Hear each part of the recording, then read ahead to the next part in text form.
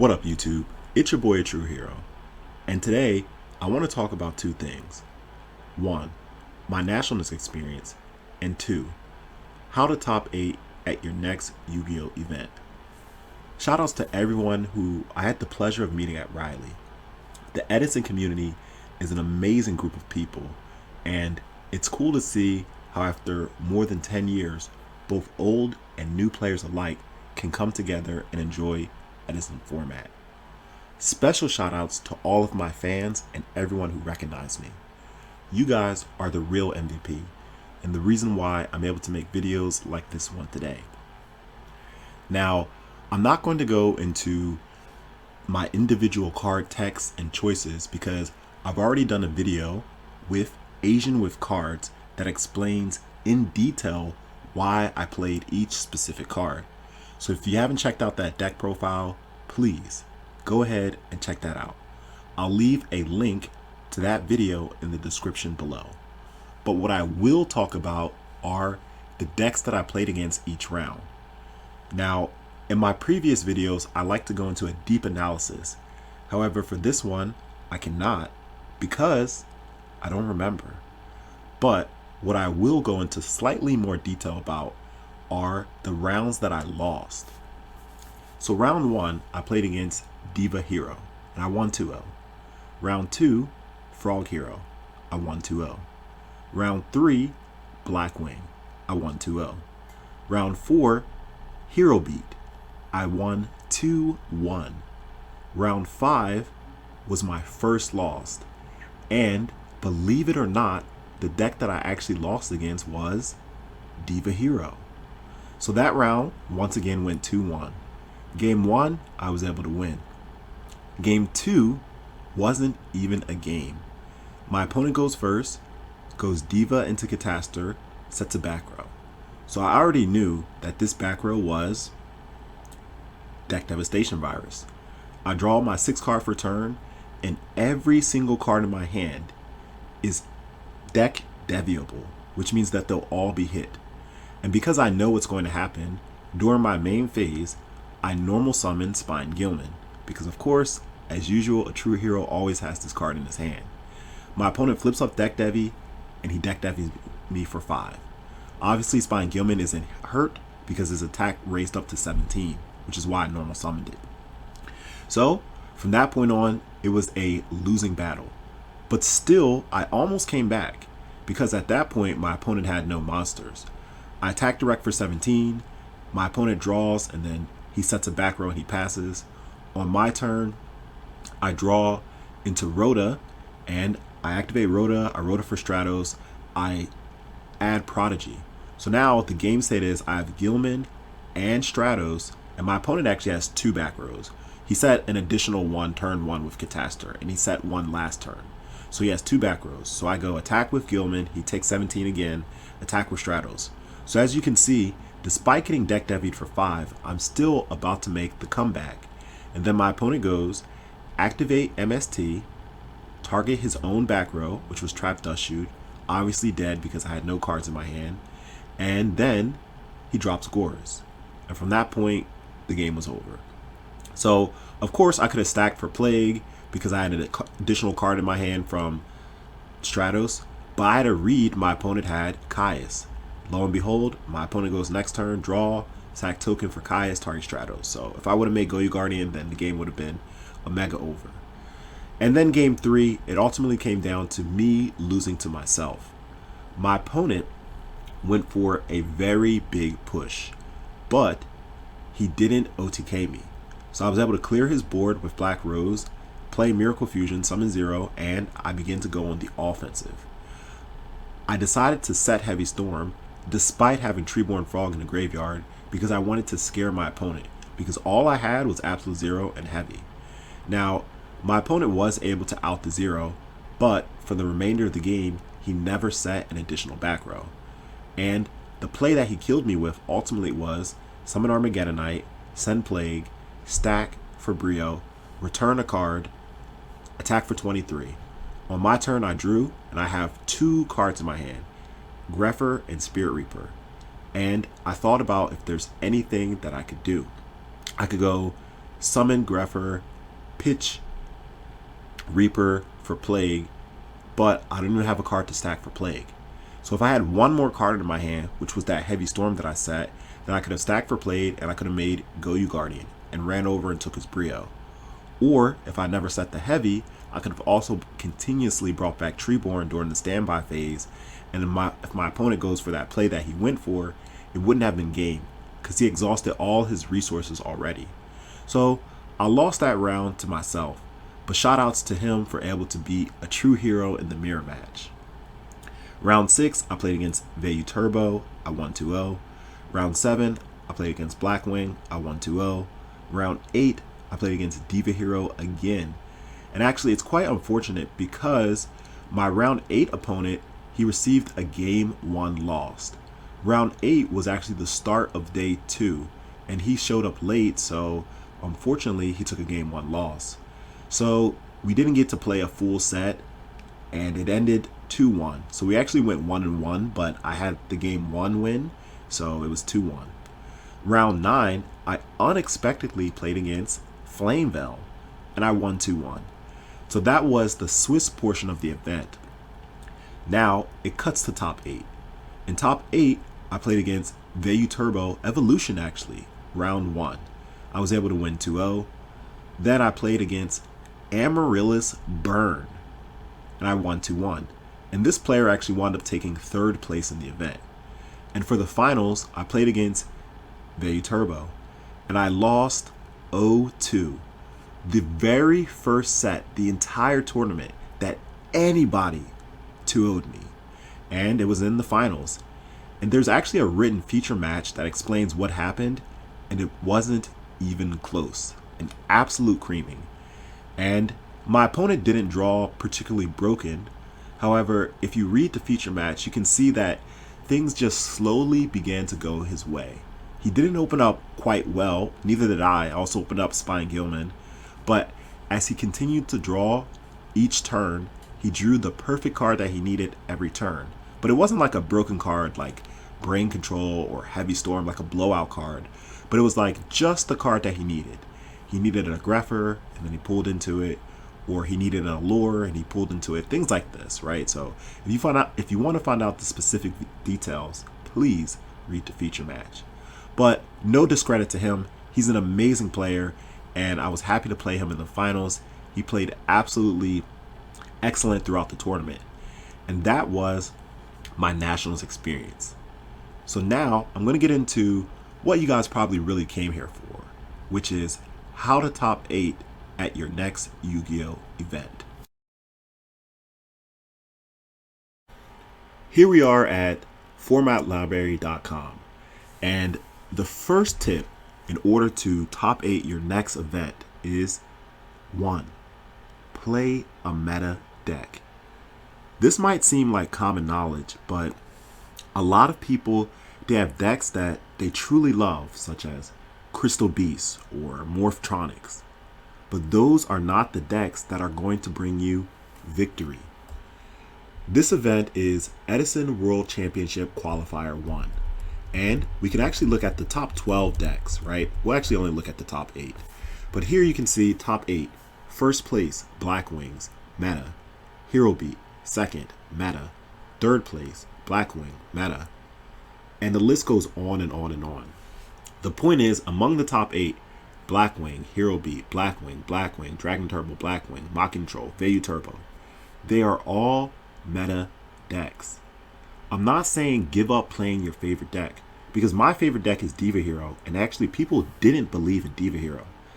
However, the thing about Diva Hero is, 1, because of Silchus Ruined at the start of the Edison format, it already showed potential to have meta capabilities. It just needed to be innovated and piloted the correct way. And 2, there are always exceptions to the rule. When we look actually at Nationals, we can see that Amaryllis Burn came in top 8. But even that we can say is loosely a meta deck because Carpath proved how valuable that deck can be too.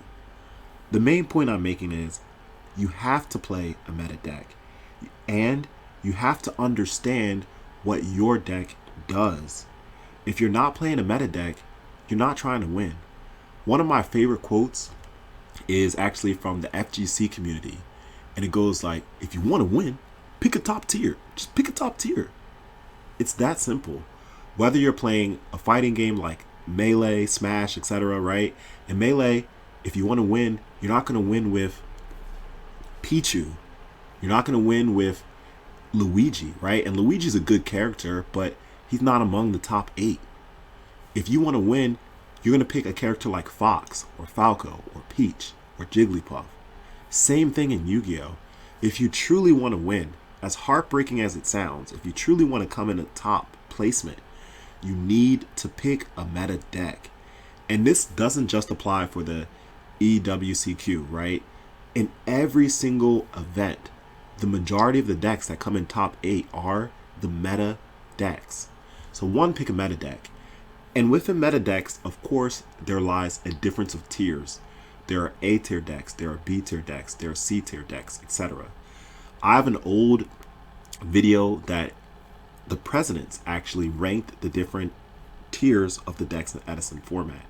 And also many other duelists have their own version of what they consider to be a meta deck. Now, I recommend only choosing from A tier and above. If your deck is in B tier or below, I'm sorry, let it go, right? Let it go, let it go, just let it go. Now, you can still play that deck in like a friendly or in a casual manner, then it's fine. But if your goal is to win, if your goal is to come in a top placement, you have to play a meta deck.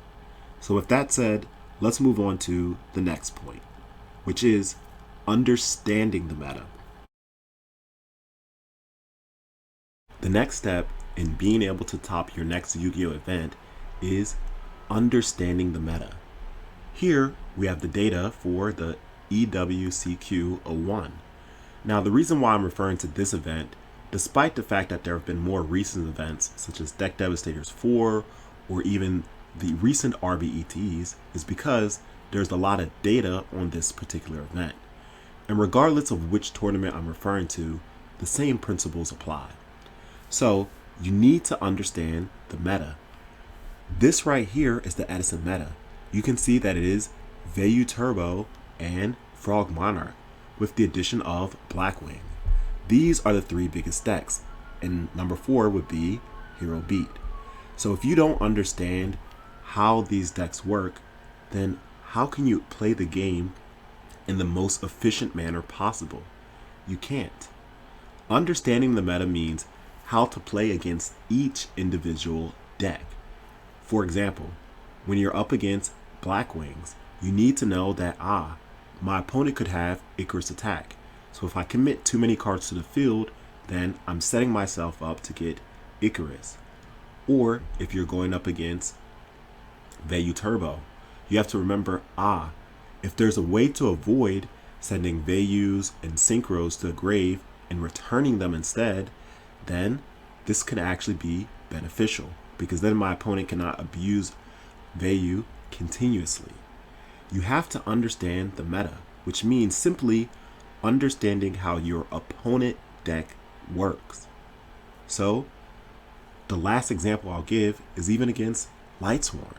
You need to know if you're up against Lightsworn or Christiasworn, your primary objective should be 1, controlling their graveyard, and 2, dropping their life points under 1,000 life points, controlling their graveyard so that they cannot drop Christia, and bringing them under 1,000 so that they cannot activate Judgment Dragon's effect.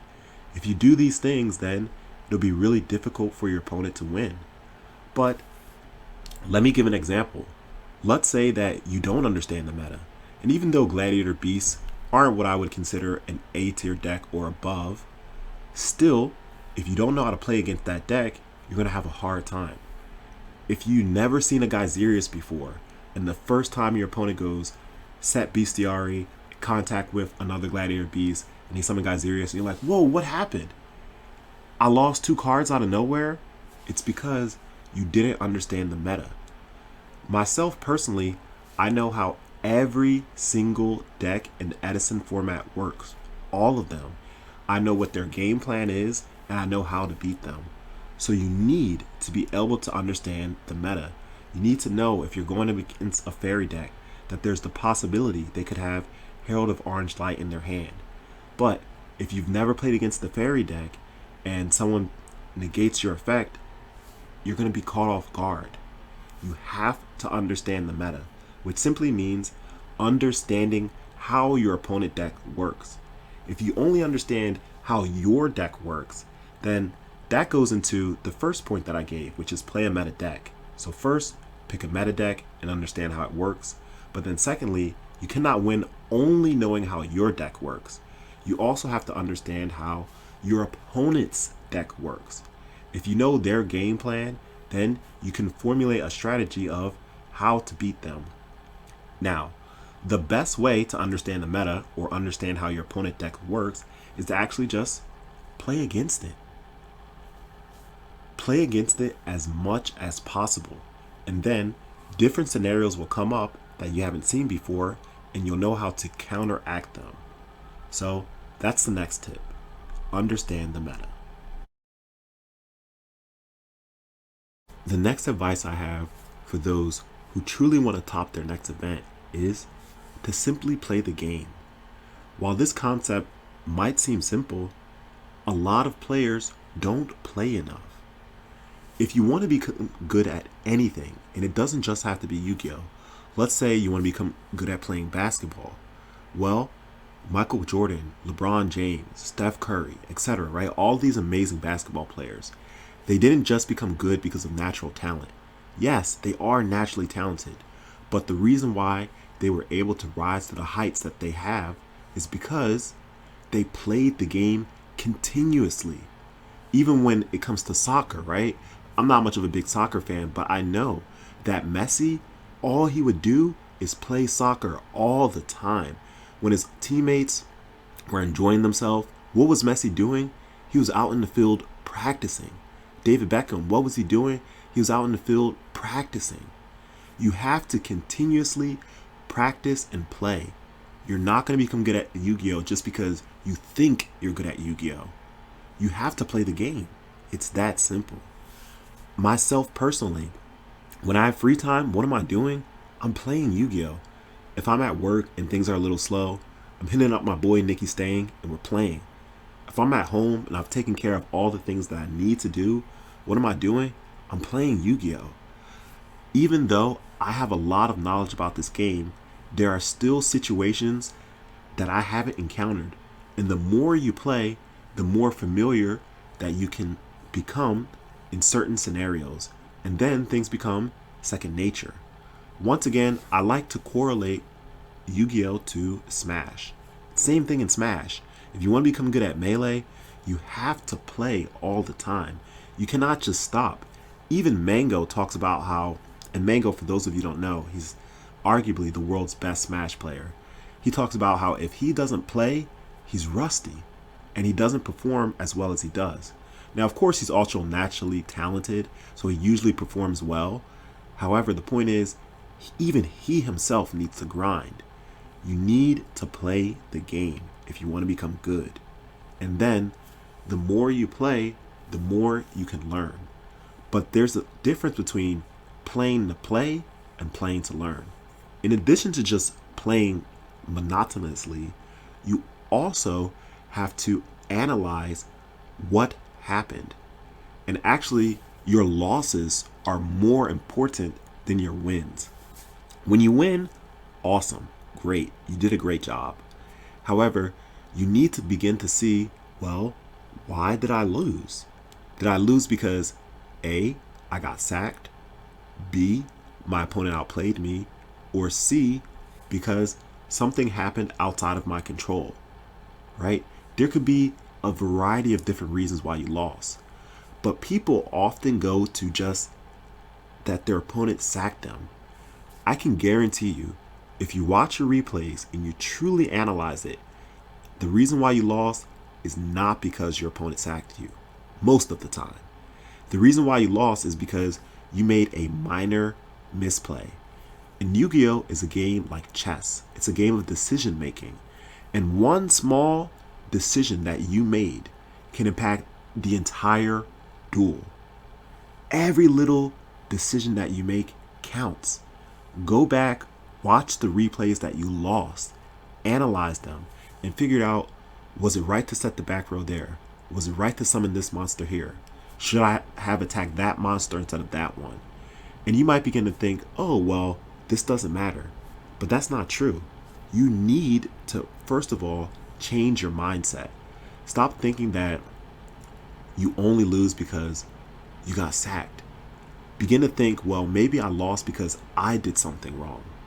And actually, if you've ever played me online in Dueling Book, I always wish my opponents, GG, like great game, good game after I lost. But then if they continue to try to talk to me, I don't respond.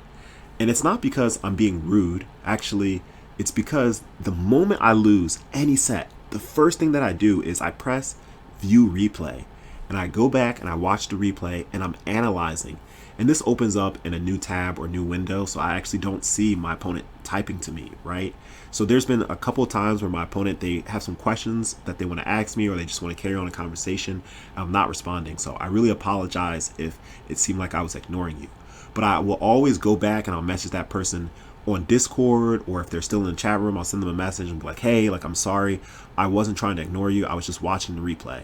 And once again, the reason why I'm watching the replay is because I'm analyzing what decisions did I make that were right? What decisions did I make that were wrong? Did I misplay here? Did I misplay there? Or did my opponent just sack me? That's the last thing that comes to mind is my opponent, oh, they drew the brain control. What could I have done to play around the brain control? And of course, one thing that you need to keep in mind is this idea of hindsight. Because when you're able to look at a replay and you can see all the cards your opponents are holding and all the cards that you're holding, then you can be like, oh, of course I should have done that. But you need to think in a realistic manner. Was it truly right to do this? Or am I only saying that it's right to do this because I can see what they have? But the point is, analyze your losses. And then when you're done that, go back and analyze your wins. Just because you won doesn't mean that you played optimally, right? There are still different plays that you could have done to win in a more efficient manner. Did you truly play optimally, or did you just draw luckily, right? Did you get lucky? So analyze both your losses and your wins. Play all the time. This is the next tip that I have for you if you really want to top your next event. The next advice that I have for those who truly want to top their next event is to watch top players. Now, as many of you might know, I'm actually an ESL teacher in South Korea. So I know all about the process of how one begins to learn something. And there's actually two ways that a person can learn, which is one, through their own experience, simply by doing it. And two, through other people's experiences, right? So by watching, by reading, by listening, etc. So through these two different methods, you can actually begin to learn. And watching others is a very efficient way of learning what you're doing wrong and how you can improve upon it. And I'm going to show you guys a secret of how to watch top players. All you got to do is go to Dueling Book, and you see this mode that says Duel, press watch. Ta-da! Now you can begin to watch a ton of other players. Now, of course, you should sort them out, and you should try to find the best players in the game and watch theirs. And another thing to keep in mind is you can actually turn watching off, so you might not be able to watch their game, or there might be a password protected game, so you won't be able to watch it unless you know the password. But still, nevertheless, not every top duelist puts a password or turns off watching for their games. Moreover, if you really want to watch top players, another thing you can do is just look at replay analysis. And there are plenty of Yu-Gi-Oh YouTubers who do in-depth Yu-Gi-Oh analysis. You already know about Keegan on E3, there's myself, there's Frazier on I Am Nerd Podcast, and 10foot is beginning his YouTube channel as well. Carpath does replay analysis too. So there's so many great duelists that you can learn from. With that said, you should know who the duelists are to watch, to look out for. And that's another thing. If you don't know who the best players are, then how can you begin to learn from them? So learn from the best, watch their games, watch replay analysis, begin to watch more Yu-Gi-Oh! Even myself, when I go to YouTube and I check out my YouTube home, the suggested videos mostly are about Yu-Gi-Oh! Edison format Yu-Gi-Oh! And when I have time, I watch them so I can learn from them. I'm always trying to learn when I'm playing the game and even when I'm not playing the game. Begin to watch top players and you can learn from them. Moving on, the next piece of advice that you have to know if you want to top your next event is you need to learn your rulings. And this actually is a replay, part of a replay between me and Absolute Team Diesel. And I'm going to show you a scenario where my opponent didn't know this basic ruling, and because he didn't know it, it actually cost him the game. So I open up really broken, as you can see. I go Stardust, set 3, and I have a Future Fusion played as well. Now my opponent activates Mind Control. So I already knew what was going to happen. Because with Mind Control, you cannot attack or tribute, obviously he's going to Mind Control my Stardust so that way he can attempt to Heavy Storm me. So I think for a moment and I chain Mind Crush and I call Heavy Storm, and I call correctly. So my opponent takes my Stardust and then he goes normal summon Shora. So in response, I activate Bottomless Trap Hole. Now my opponent, he puts my Stardust in the graveyard, right? So he's signifying that he's tributing Stardust to negate the activation of Bottomless. However, he can't do that. So he just attacks. I put Stardust back on the field and I banish his Mind Control to see if he'll catch on that actually he cannot do that. But unfortunately, he doesn't catch on. And what does he do? He puts Mind Control back in his grave. He attacks over my Spine Gilman again, and I just have to tell him, you cannot tribute. It says on the card, but it cannot declare attack or be tributed. And because of this, because he didn't know the ruling and how this worked, ultimately it just wound up to him just admitting defeat. And that was the game. So this is just a simple example, but I'm sure you can think of other more pressing examples where you lost the game because you didn't know a ruling. Another example, Absolute Zero and Starlight Road. One player was asking me, and this happened in real life, ATrueHero, I tried to activate Starlight Road on my opponent's Absolute Zero, but I couldn't. And it didn't work when I was playing like a dueling simulator. So can you not activate Starlight Road against Absolute Zero? And I just simply replied by saying, you cannot activate Starlight Road in the damage step. And then the player was just like, oh, guys, it's very simple. But just like this, and not to insult Absolute Zero or that player who asked that question, right? Because it's all a learning process. That's what Yu-Gi-Oh! Is. You live and you learn. But the point is that you need to learn your rulings. The more rulings that you know, the more interactions that you know, I guarantee you'll see a higher win rate of success. So learn your rulings, guys. Okay guys, I saved the best for last. The last tip and most important one that I have for you in order to top your next event is you need to have the correct mindset. If you don't have the mindset of a champion, you're not going to win. Believe in yourself. I know it sounds so cliche, but it's true. When you begin to doubt yourself, when you begin to think that, oh, my opponent only wins because he's lucky, or I only lose because I'm unlucky, then of course you're not going to perform well. So actually, let's take a look at the replay between me and Narugoku 100. As you can see, my opponent goes Summon Alias set 5. So it's obvious my opponent either has a Solemn Judgment or a Starlight Road set. My opening hand is not good. Open up Spine Gilman and Malicious, as usual, right? But thankfully, I don't have double Malicious. I draw for turn, smashing, right? So this is actually game 2. This is a sided game. Now, I smashing to clear his Alias, and I begin to go for Spine Gilman beatdown. but he deprisons right away, which was a really good play. I set a back row and I pass, two back rows rather, and I pass. My opponent pulls into Skyscraper, and he's forced to just pass as well. Now I draw into Future Fusion, which is quite good because now I can get some offensive pressure. So I play Future Fusion, but even Future Fusion is not as good as it could be because I'm not sending Malicious since it's in my hand. My opponent draws into Honest. I Torrential to clear the board of his Honest. And now this is an important draw. I draw into Heavy Storm. Now, of course, at this point, I could have activated Heavy Storm. But if I activate Heavy now, it's only feeding my opponent's cards such as Starlight Road, or it only burns half of his life points with Solemn Judgment. It's not the Heavy that I need it to be, right? So I don't activate it. So I pass. My opponent draws into his own Spine Gilman.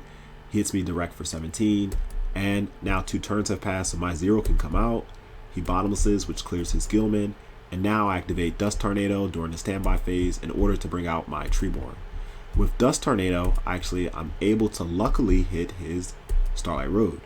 But even now, I don't activate Heavy Storm because the purpose of Heavy Storm is to use it when you have a big push. So now I've cleared the board of his Starlight Road and I'm still just drawing and passing basically. My opponent sets a back row and passes, and he even wing blasts me for no reason. Despite the fact that he didn't have a follow-up play, he just wing blasts me just because. Now obviously I set Malicious in this case, but I'm just going to bring back Treeborn during my next standby phase and sacrifice him for Malicious again. Like, yes, you set me back a turn, but you didn't do anything. You didn't capitalize. So I do exactly that. My opponent draws, sets a back row and passes. Still, I'm not activating Heavy Storm because I don't have a push. I draw into Allure, dead. So as you can see, I'm drawing dead and my opponent is also drawing dead. But my opponent is just setting back rows. He draws into Gemini Spark. He finally draws into a monster. He summons Ocean. He runs over my Treeborn. And Ocean is a problem because that will net him a +1 during each standby phase. So I'm forced to activate Smashing Ground, and he activates Solemn Judgment. Now, this brings his life point total down to 4,000. At the beginning of our set, he mentioned that he's keeping life points on track of his phone. So even though it says 8,000, he says 4,000 here because his life point total is at 4,000.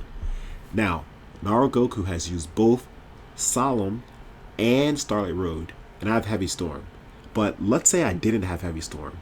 You can see that additionally I have Dust Tornado and MST, which means those 2 back rows are simply irrelevant. But I don't do anything because I don't have a push. So my opponent, he is able to successfully resolve his Ocean, and he adds Alias to his hand. And now he begins to go on the offensive. He attacks both of my monsters. There's nothing that I can do. He sets a back row. I pull an Aggressor, I allure it, I banish it, and I finally pull into a good card, Deep Sea Diva, with the help of Mind Control. So now, at last, activate Heavy Storm. So even though I played this game very methodically, very patiently, when I play Heavy Storm, what does my opponent say? How does he respond? Let's take a look. He actually says, because I go banish Mali for Mali, summon Diva, and like this is game because he's at 4,000. I have Mind Control as well. And he says, "Aha ha ha, you brother, you have the duel in your hand. So lucky." Guys, you need to have the correct mindset. He says, you have everything and Heavy Storm. Did I really have everything? No. My opening was terrible. I didn't have anything. Yes, I did have Heavy Storm, which is a broken card, but even if I didn't have Heavy Storm, I had Solemn, MST, Dust Tornado. That covers all of his back rows. I did not open up well at all. He just played poorly.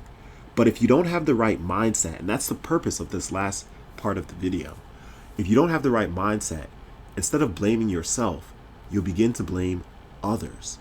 Look at yourself. Look at the plays that you did. Did you play optimally? Did you have to wing blast the Malicious when you didn't have a follow-up? No. Did you have to activate Solemn Judgment on Smashing Ground for your Ocean? No. But you made those plays. And then ultimately, when your opponent played their better cards, you called that person a sack. You said that person is lucky. You have to have the right mindset. This is why I mentioned earlier, go back and analyze your replays. Did you really play optimally, or did your opponent sack you? There's a clear difference between the two, and people often default to, oh, my opponent sacked me. But when you really take a careful look at the game, you can see, I didn't have to do this. I should have done that. And then your wins and losses become more clear. So the point is, have the right mindset, and then you can become better. And if you continue to read the chat, he even says that I was really, really lucky, right? And I even tried to explain to him that I didn't need Heavy Storm. But regardless, the point is that he didn't want to listen. Even when I explained that all three of these cards can stop Starlight Road or Solemn Judgment, he still continuously lives in denial. And you shouldn't be like that. Yes, taking a loss is hard, even for me. I don't like losing. But when I lose, I don't begin to blame my opponent. I first look at myself, then I look at what I could have done differently, then I look at my opponent in the place that he did. So guys, these are all the tips, and I'm just going to actually kind of sum up everything into one. So, play a meta deck. Understand your deck. Don't try to get to the top with Morphtronics or anything that's D tier or Chain Burn. Despite the fact that actually I did run into Frog Slicer while I was at Riley, and he came in top 4 at a local with Chain Burn, so props to him. But the point is, you need to play a meta deck. Secondly, understand the meta, which means understanding your opponent's decks and how your cards interact with them and what their best plays are and what their game plan is. If you don't understand what your opponent can do, you're going to be caught off guard and lose. Next, play. Play as often as you can. Of course, don't stress yourself out. You don't have to play every living, breathing moment. But the point is, if you want to get good at anything, you need to do it. If you want to become a great guitarist, you need to play the guitar. If you want to become a great basketball player, you need to play basketball. You need to play. And not just play, but play with the intention to learn. Go back and analyze both your wins and your losses. Next, watch top players. If you're watching this video, if you're watching ATrueHero, you're already in a step in the right direction.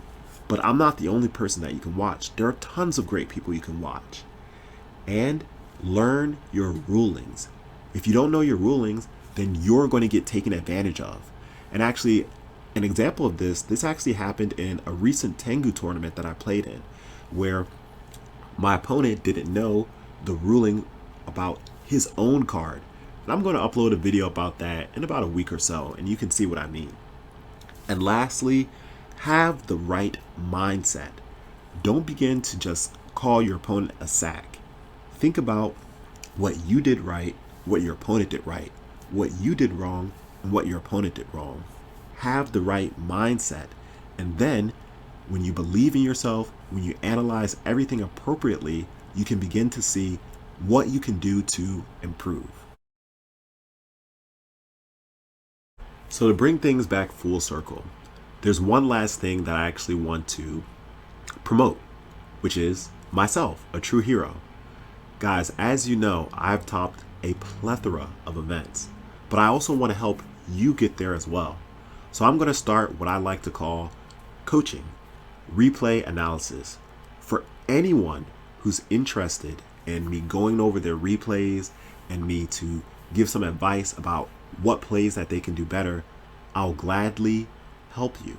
But not for free, of course, because ATrueHero has to make some money, right? I'm trying my best with YouTube, but also I'm trying this new method out as well.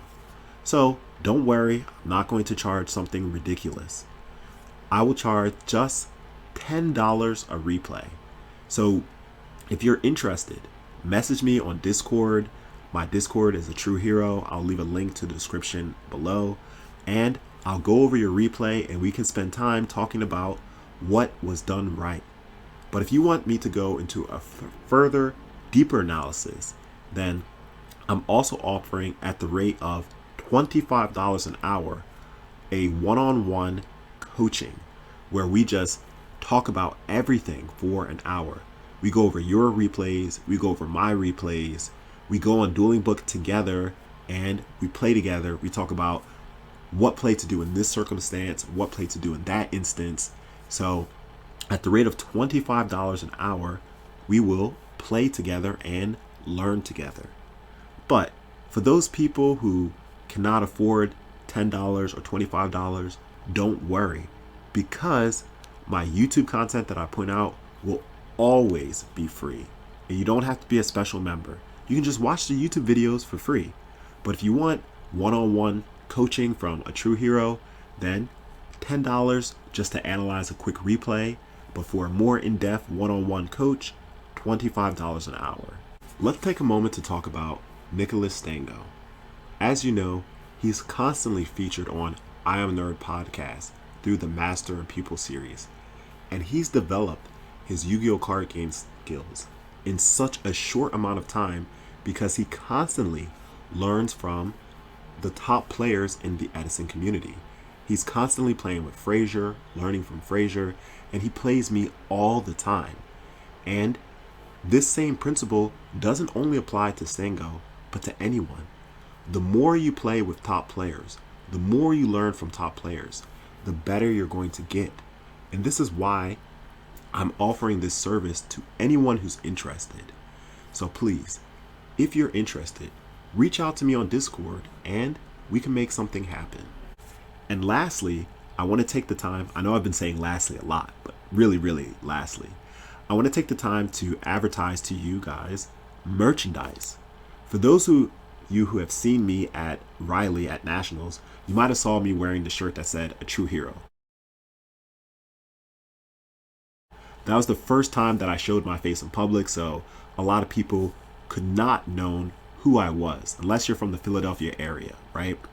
So I was wearing ATrueHero merchandise, and I'm going to begin to sell all types of clothing, from shirts to hoodies, and maybe even possibly sweatpants as well. For those of you who are interested, there are going to be more details coming very soon. So please be on the lookout for ATrueHero merch. And as always, guys, if you enjoyed the content, don't forget to like, comment, and subscribe. I appreciate all the support that you've given me throughout this past year, and let's continue to grow and get better at Yu-Gi-Oh together. Until next time, ATrueHero out. Peace. Subscribe or you too will be sent to the Shadow Realm.